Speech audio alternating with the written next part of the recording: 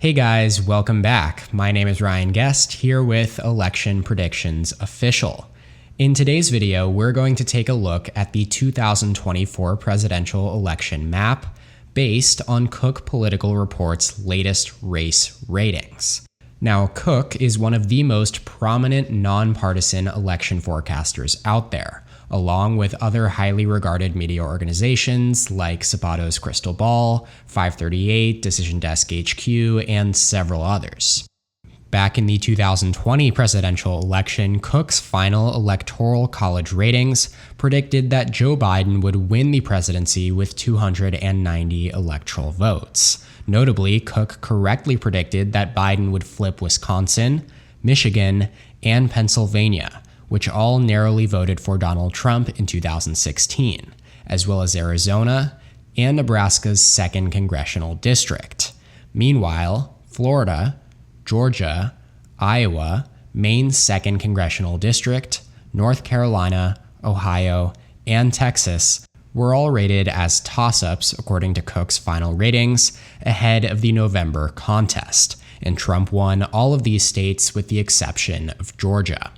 So, overall, Cook correctly predicted the outcome in all of the 43 states that they made a definitive prediction for, excluding, of course, the 7 states that they had listed as toss-ups.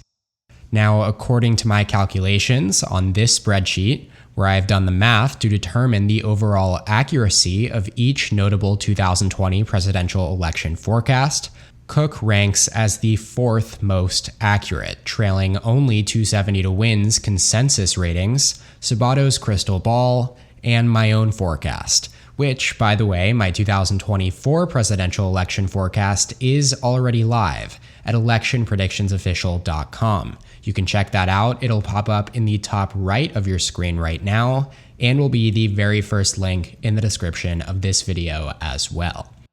With that said, in case you're wondering how I calculated these accuracy numbers, I essentially translated the final 2020 margin in every state into a comparable race rating.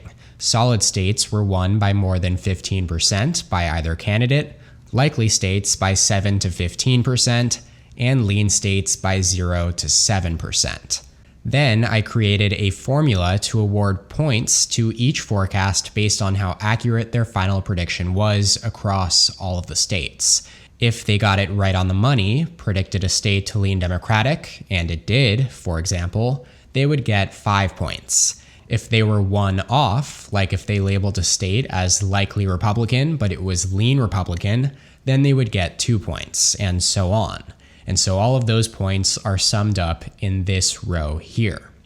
Okay, now let's finally do what we came here to do, and that is fill in a 2024 map with Cook Political Report's current ratings. First, the solid states, which they define as races not considered to be competitive and not likely to become closely contested. Starting with Democrats down the Pacific Coast, Washington, Oregon, California, and Hawaii. The Pacific Blue Wall has remained intact since 1992. Illinois used to be the lone solidly Democratic state in the middle of the country. It's now joined by Colorado and New Mexico, which both shifted heavily in favor of Democrats in 2020 and are no longer considered to be competitive, according to Cook, as well as the state of Virginia. Both Colorado and Virginia had been decided by less than 10 percentage points in 7 straight presidential elections before Biden carried them by double digits in 2020. The rest of the reliably blue states are all up here in the Northeast, starting in Washington, D.C. and Maryland, 2 of the most Democratic states in the entire country, Delaware, sitting President Joe Biden's home state, New Jersey, and the Empire State, New York. Then in New England, we have Connecticut, Rhode Island, Massachusetts, and Vermont, as well as the 1st Congressional District in Maine. So that gives Democrats a pretty substantial foundation at 209 electoral votes. It's very unlikely that Joe Biden, or whoever the Democratic nominee may be in 2024, would receive any less than this baseline number. As for the Republicans, the states considered to be safely in their column, starting with the last frontier, Alaska. In the Mountain West, we have Utah, Idaho, Montana, and Wyoming. Right down the Great Plains and Middle America, North and South Dakota. Nebraska statewide and its 1st and 3rd congressional districts, we'll get to the second one later on, Kansas, Oklahoma, and Missouri. Down south, the Republican strongholds of Arkansas, Louisiana, Mississippi, Alabama, Tennessee, and South Carolina.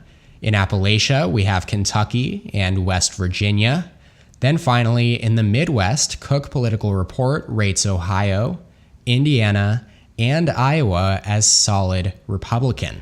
Yes, that is Ohio and Iowa. Both voted for Obama in 2008 and in 2012, but then backed Trump by more than 8% in both 2016 and 2020. They're simply no longer on the target board for Democrats in presidential elections. These 24 states provide Republicans with only 148 electoral votes, though, well below the Democratic Party's safe states total. Democrats can thank California and New York for that, as without those two electoral behemoths, they'd only have 127. But let's move on now to the competitive states. That's what you're all here for anyways. Starting again with the Democratic Party, Cook lists 4 states as likely Democrat, meaning these races are not currently considered to be competitive, but have the potential to become so. They are Minnesota, Nebraska's 2nd congressional district, New Hampshire, and Maine statewide. Each of these voted for Biden by more than 6% in the 2020 election, and the last time any of these states voted for a Republican in a presidential contest was New Hampshire all the way back in the 2000 election between Al Gore and George W. Bush.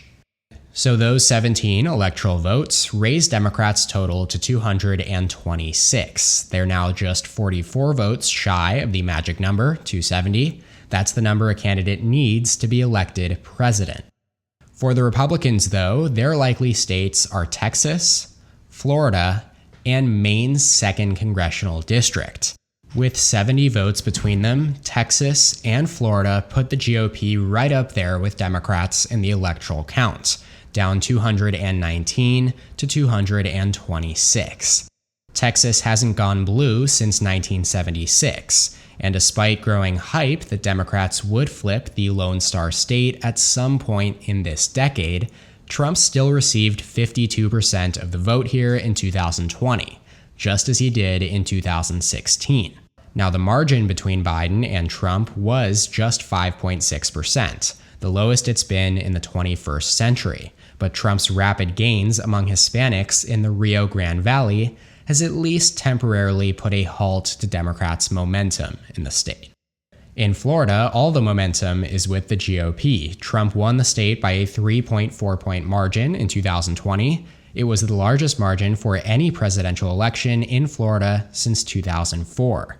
And it was one of just 8 states where Trump actually performed better than he did in 2016. Then in 2022, Republicans Governor Ron DeSantis and Senator Marco Rubio won re-election by 19 and 16 points, respectively. So while Florida had commanded more Democratic attention than perhaps any other state in the last few elections, that won't be the case in 2024.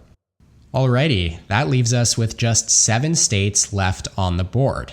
But rather than repeat myself for the millionth time on how important these races are, what the results were in 2020 in these states, and how they're trending heading into next year, I'm just going to link a video where you can hear all about that in the top right corner right now.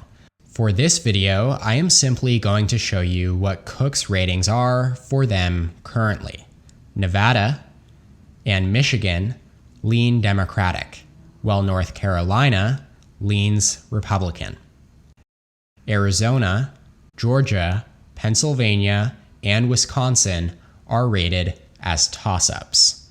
And that'll be all for today's video. I'm going to try to bring you guys more of these styles of videos with other forecasts and ratings in the near future.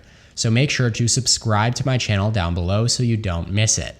Feel free to also like the video while you're down there as well. You can check out more content from my channel here. And as always, thank you so much for watching. I'll see you next time. EP out.